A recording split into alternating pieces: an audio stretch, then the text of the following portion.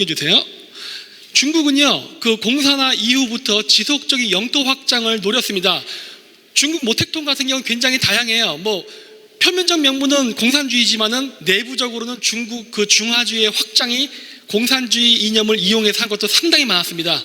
그랬기 때문에 장개석이와 달리 만주도 중국 땅, 청나라도 그 티베트나 신장 위구르, 몽골도 다 중국 땅이라는 의식을 갖고 있었어요. 이거는 공산주의 이념과는 관계없죠. 확장주의죠. 왜냐하면 모택동이 존경했던 인물이 그 진시황이었기 때문에.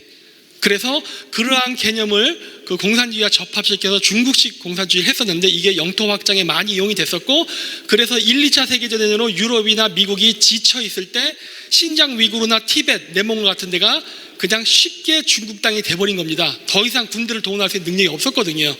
어떻게 보면 모택동은 어부지리를 한 거죠.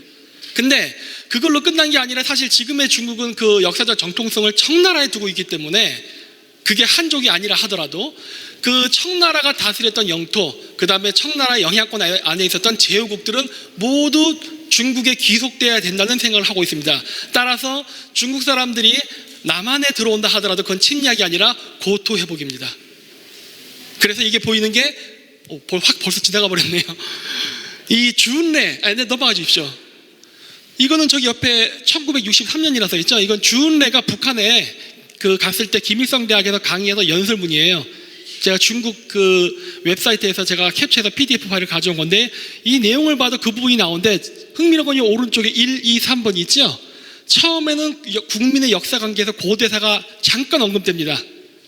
잠깐 언급되는데 왜 그러냐, 이미 동북공정에 대한 초안이 이때부터 시작되었거든요.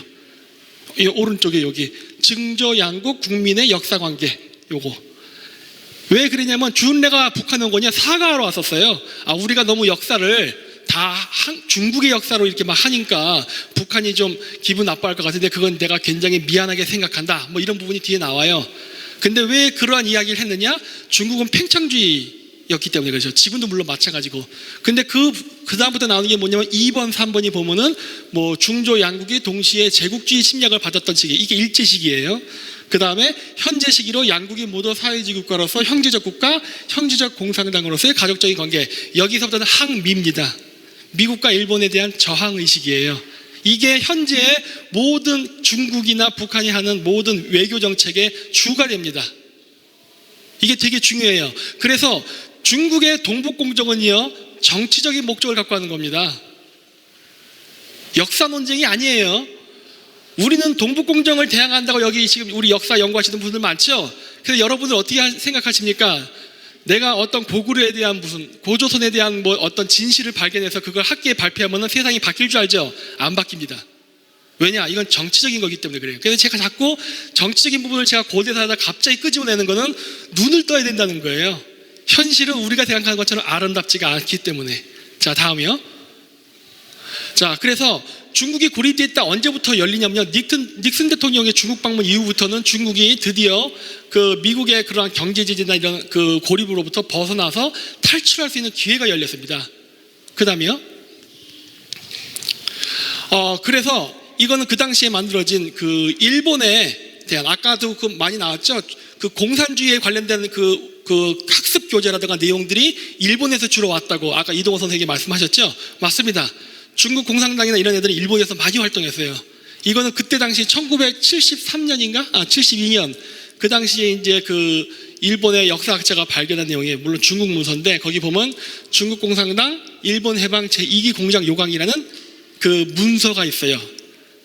저 지금 주문해서 지금 갖고 오는 거 기다리고 있는데 아직 못 받았어요. 일본어로 되어 있는 건데 거기 보면 제가 빨간색으로 쳐놓은 것들은 이미 우리나라에서도 진행되고 있는 부분입니다.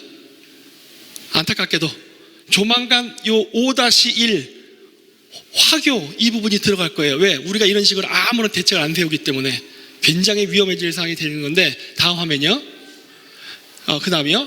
자, 그러면 이제 왜 이런 일들이 벌어지느냐? 과거에는 영토 확장에만 관심이 있었는데 오늘날은 그렇진 않고요. 거기에 플러스 경제적 요인이 같이 들어갑니다. 왜? 모든 일은요, 돈이 필요합니다. 돈이 없으면 아무것도 못해요. 그러다 보니까 이제 경제적 발전이 굉장히 중요한 건데, 중국은 지금도 해군력으로는 미국을 못 이겨요. 하지만 중국은 장기적으로 어떤 계획을 세우고 있냐면 저기 주황색으로 1도련선, 2도련선이라 써놨는데